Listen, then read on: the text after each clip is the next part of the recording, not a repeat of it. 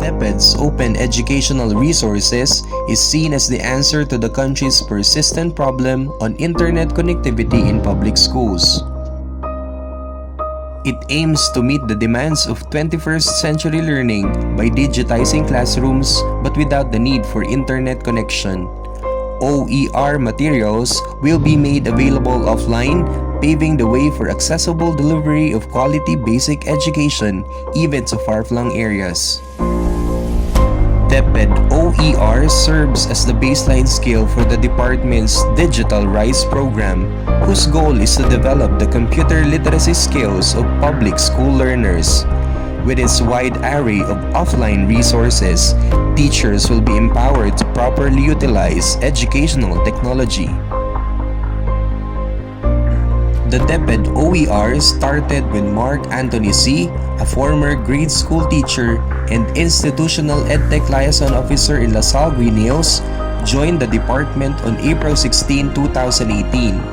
Immediately under Yusek Alain Del Pascua's order, he started implementing the program with the help of 12 DepEd personnel, some of whom are teachers. This original group grew to a larger number that is now called the OER National Core Leaders. The region of Mimaropa is lucky to be part of this innovative movement after two of its teachers were chosen as core leaders of the OER program.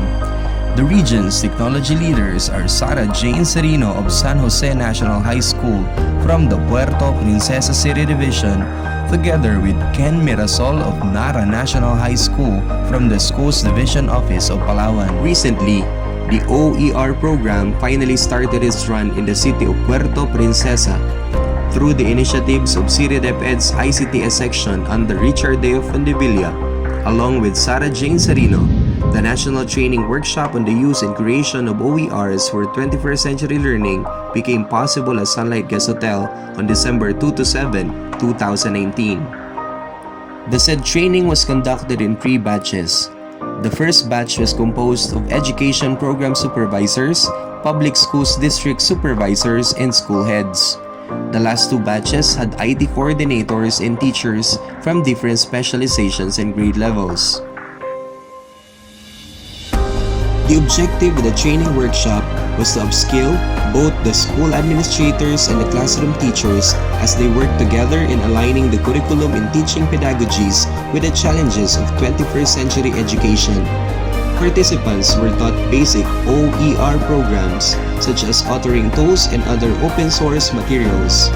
An advanced OER software was also introduced where teachers learned about ebook development.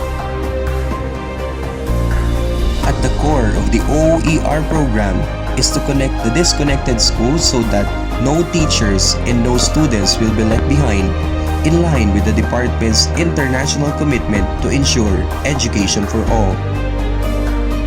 The OER team also visited Talaudjong Elementary School, a remote school in the city of Puerto Princesa, to check on the needs of the school and its learners. With DepEd OERs, Philippines is seen to be going at par with neighboring countries in Asia in terms of digital literacy. Fueled by the passion for educational technology, OER core leaders and volunteers will continue spreading the OER advocacy, all for the goal of teaching minds, touching hearts, and transforming lives. Indeed, DepEd's Digital Rise program in the school's division office of Puerto Princesa has finally begun.